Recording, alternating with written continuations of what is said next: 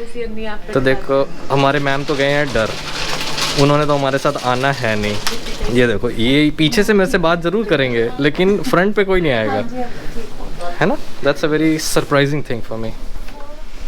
सो ये हमारे पाजी जिनका मेन टिप्स इमिग्रेशन है, इनसे हम करेंगे बात ज़्यादा, क्योंकि इनसे हमने पूछना है बहुत सारे क्वेश्चंस रिगार्डिंग स्टूडेंट से लेकर सिटीजनशिप तक।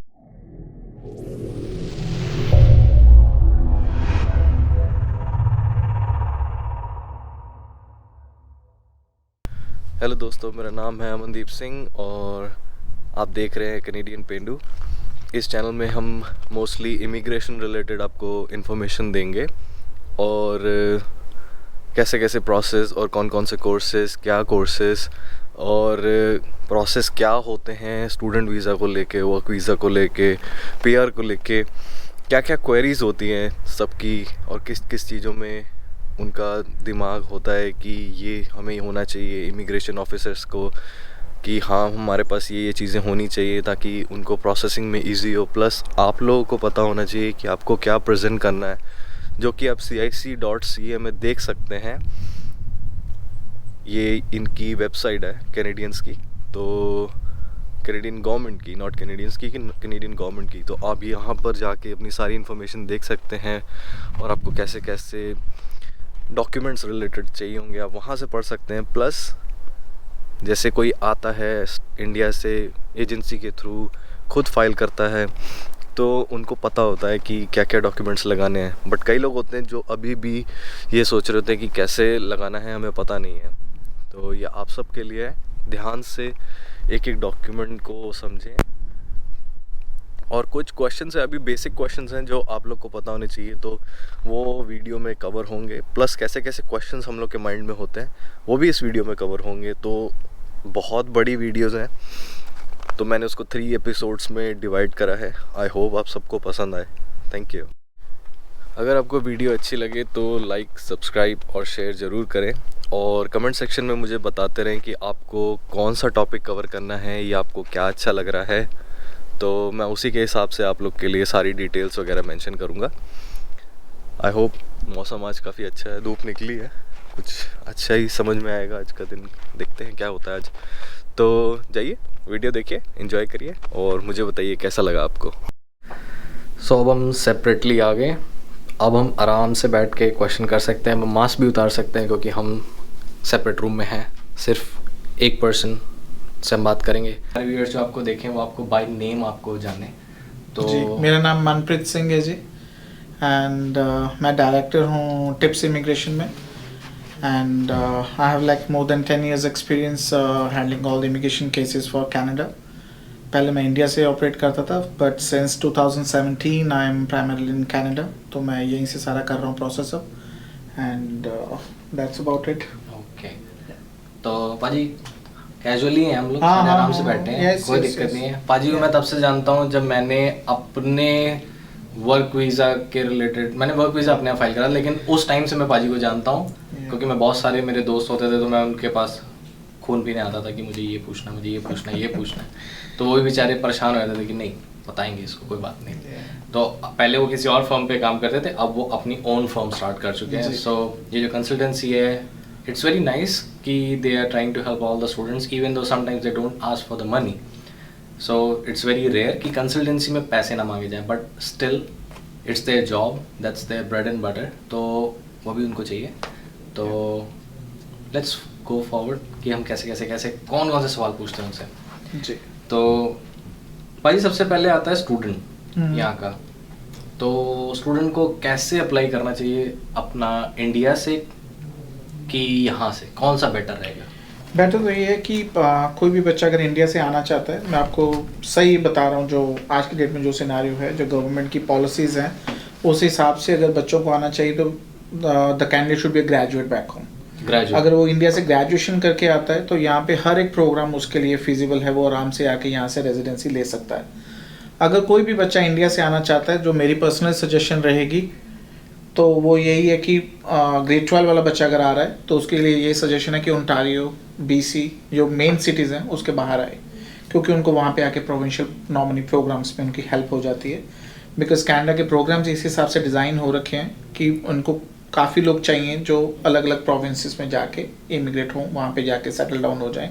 जैसे जिनकी प्राइमरी एग्जांपल जैसे अटलांटिक रीजन है, जिसमें Nova Scotia, New Brunswick, Newfoundland and दो सारी वो स्टेट्स वहाँ पे हैं। तो उसमें अगर बच्चा जाता है ग्रेड 12 तो देन दे हैव लाइक उनके पास स्कोप राइट है उनका पीआर लेने के लिए।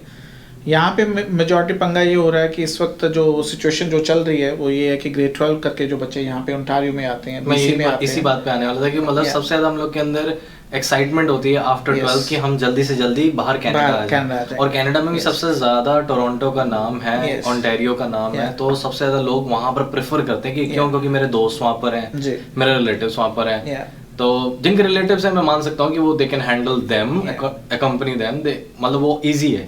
और जिनके यहाँ पर कोई भी नहीं है और वो 12th के बाद यहाँ पर आना चाहते हैं, तो उन्हीं के लिए यहाँ पे जो स्ट्रगल चल रही है, ज़्यादा बच्चों वही स्ट्रगल कर रहे हैं जो ग्रेड 12 इंडिया से करके आए हुए हैं। इंडिया हमारे क्योंकि ज़्यादातर फोकस हमारा साउथ ईस्ट एशिया से बच्चों का है, इंडिया और पाकिस्तान ही हमारे पास ज़्यादा एप्लीकेंट्स हैं। तो उस हिसाब से जो बच्चे फेस कर रहे हैं, जो ग्रेड 12 में बोले बच्चे वो क्वालिफाई नहीं कर पाते। अभी के लिए जो ड्रॉ चल रहे हैं, जो एक्सप्रेस एंट्री में ड्रॉज आ रहे हैं, that is like on a higher side.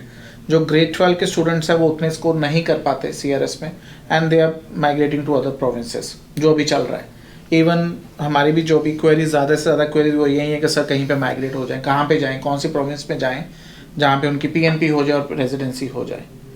सो जो ग्रेजुएट बच्चा है वो they can choose any province in Canada, तो वो वहाँ पे वो फेडरल प्रोग्राम जो है एक्सप्रेस एंट्री का CEC कैनेडियन एक्सपीरियंस क्लास, तो उसमें वो क्वालिफाई कर जाते हैं। वो इररिस्पेक्टिव वो किस प्रोविंस में भी रह रहे हैं, कहीं से भी वो अप्लाई कर सकते हैं।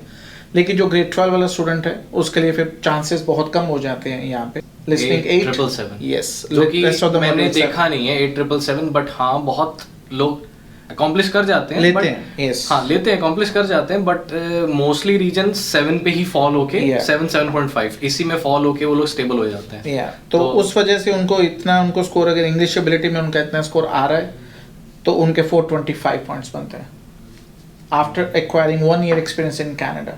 तो सर अगर हम 2 years का एक्सपीरियंस लेके चले तो उसके 25 पॉइंट्स एडिशनल मिलते हैं, तो तब भी वो 450 पे बैठते हैं। हाँ, और तो 450 के लिए फिर वो वेट करेंगे कब उनका ड्रॉ आएगा, नीचे नहीं आएगा। और कट ऑफ हमारा 450 के अबव ही होता है, अबव ही होता है। वैसे अभी कोरोना के पीरियड में लास्ट ईयर काफी 431 तक गया था, 431 तक गया था, 38 तक लास्ट ईयर। तो उस वजह से लेकिन they have to take the risk, उनके पास फिर रिस्क वाला फैक्टर आ जाता है कि वो यहाँ पे रुके ना रुके। तो उनको होता है कि मेरे फ्रेंड्स भी मूव हो रहे हैं, so why don't I also migrate to some other place. तो वो उस वजह से तो उन बच्चों की कन्फ्यूजन बढ़ जाती है। तो ग्रेड 12 वाले स्टूडेंट जो हैं तो उनको तो यही एडवाइस रहेगी पर्सनली, अगर मेरा कोई रिलेटिव आ रहा है या मेरा कोई जो मेरी ही एडवाइस पे आएगा तो मैं उसको यही रिकमेंड करूंगा कि डोंट कम टू ओंटारियो। तो उनको Manitoba, Saskatchewan, anywhere they want other than Ontario और BC, तो वो वहाँ पे स्टूडेंट वहाँ पे पढ़ाई अपनी कंप्लीट करें।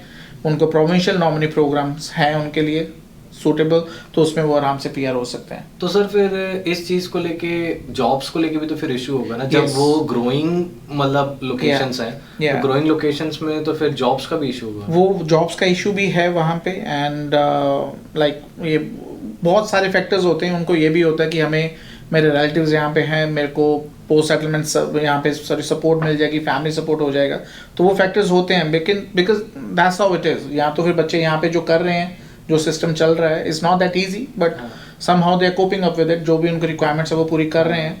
तो फिर यहाँ पे आके पढ़ाई पहले कंप्लीट करें अपनी 2 years की education, then they will get 3 years work permit, and work permit के बाद बच्चे यहाँ से फिर दूसरी प्रोविंसेस में मूव होके वहाँ पे साल का एक्सपीरियंस लेके PR हो रहे हैं। ये भी सिनेरियो है, ये भी सिनेरियो है। यहाँ पे जो बच्चे रह के कर रहे हैं, जहाँ तो उनको एम्प्लॉयर की सपोर्ट चाहिए। यहाँ पे कुछ प्रोग्राम्स हैं जो प्रोविंशियल नॉमिनी में आते हैं, जो ओंटारियो के भी PNP प्रोग्राम एक इंडिविजुअल चलता है, तो उस प्रोग्राम में भी कुछ प्रोग्राम्स हैं जो बच्चों को बेनिफिशियल होते हैं ग्रेड 12 स्टूडेंट्स के लिए। तो उसमें भी लेकिन लक बहुत काम करता है। लक इन अ वे इसलिए कि वो जो प्रोग्राम है, जो इंटरनेशनल स्टूडेंट्स टीम बच्चों जो जिसमें प्राइमरी टारगेट करते हैं, वो 5-10 मिनट के लिए खुलता है। अच्छा, तो फर्स्ट कम फर्स्ट सर्व है। रजिस्ट्रेशंस ओपन होती हैं 5 मिनट के लिए, जो कर गया, जो रह गया। तो उस वजह से काफ़ी hard time they going through hard time जो ग्रेड 12 स्टूडेंट्स हैं। तो मतलब ग्रेड 12 के लिए थोड़ा सा ज़्यादा हार्ड है। इज नॉट इम्पॉसिबल नहीं है, बट पैसे सर ज़्यादा लगते होंगे फिर उनके लिए भी एज कम्पेयर टू ग्रेजुएट्स ज़्यादा लगते होंगे। तो 12th वालों के लिए बेटर है कि वो ग्रेजुएशन करें, एक्सपीरियंस लें इंडिया में, 1-2 साल का अगर हो सके तब यहाँ पर आए तो ये बेटर ऑप्शन है। यस इवन कैनेडियन गवर्नमेंट का जो इमिग्रेशन सिस्टम जो पूरा है वो प्राइमरी टारगेट भी उन्हीं को करता है। करेक्ट, तो वो प्रोग्राम ही डिजाइन इस हिसाब से किया है, like quick to adopt the job and exactly. तो ये चीजें आप लोग ध्यान से लिख लीजिए अगर आप लोग आने की सोच रहे हैं कनाडा में, तो ये चीज बहुत इंपॉर्टेंट है। नो डाउट कि आफ्टर फर्दर 3-4 इयर्स के बाद क्या सिनेरियो होगा हमें नहीं पता, but on the current scenario जो अभी 2021 में चल रहा है हम उसके हिसाब से बात कर रहे हैं। मैं ये भी व्यूअर्स को बताना चाहूँगा कि ऐसे अभी जो इमिग्रेशन मिनिस्टर ने जो अक्टूबर एंड में अनाउंस किया था, सो दे आर फोकसिंग, उनको प्रायोरिटी बच्चों की वही है जो CEC हैं, कैनेडियन एक्सपीरियंस क्लास। अच्छा। सो सबसे ज़्यादा प्रायोरिटी इन्हीं बच्चों को दी जाएगी जो कनाडा में आ चुके हैं स्टूडेंट वीज़ा पे, एंड उनके लिए ही प्रोग्राम ज़्यादा से ज़्यादा उनके लिए ऑप्शन ज़्यादा खुलने वाले हैं आने वाले अभी 3 सालों में। अभी जो आगे का 3 साल का जो कोटा है इमिग्रेंट्स का, उसमें सबसे ज्यादा कोटा जो है वो एलोकेट किया गया है कैनेडियन एक्सपीरियंस क्लास के लिए। तो मतलब ग्रेजुएट बंदे के लिए यहाँ पर ज्यादा बेनिफिट इजी है उनके लिए होना, या रेजिडेंसी उनके लिए इजी रहेगी। दैट्स वेरी नाइस सर, ये मुझे नहीं पता था, ये नई चीज है, but seems like when you talk to a professional आपको पता लग जाता है कि कहाँ पर कौन सा स्टेप में क्या बेनिफिट और क्या नहीं है, तो ये चीज ध्यान से सुनिएगा। तो सर अगर इंडिया में जैसे हम लोग एक्सपीरियंस भी लें तो कितने साल का एक्सपीरियंस हम लें? मिनिमम 1 ईयर का होना चाहिए। 1 ईयर होगा तो बेनिफिट है, अगर नई बच्चा नहीं भी लेके आ रहा है स्टिल दे कैन क्वालिफाई। इतना कोई कंपल्शन नहीं है कि 1 साल का एक्सपीरियंस लेके ही आओ, is always an added advantage अगर आप लेके आते हो। इन केस बैड सिनेरियो जाता है तो हम उसको कवर अप कर सकते हैं। तो फॉरेन वर्क एक्सपीरियंस के में एडिशनल जो पॉइंट्स मिलते हैं उसके लिए हम इजीली क्वालिफाई हो जाते हैं। अच्छा, तो सर अब जैसे हम स्टडी करते हैं 2 साल की या 1 साल की, जैसे मैं इनकी बात कर रहा हूँ जो 12th करने के बाद 1 साल की स्टडी पे आए। 12th के बाद 1 साल का प्रोग्राम बहुत कम प्रोग्राम्स है, बहुत कम। तो 2 साल के लिए ज्यादा अच्छे होते हैं। Yes, because they are eligible for 3 years work permit, post graduation work permit.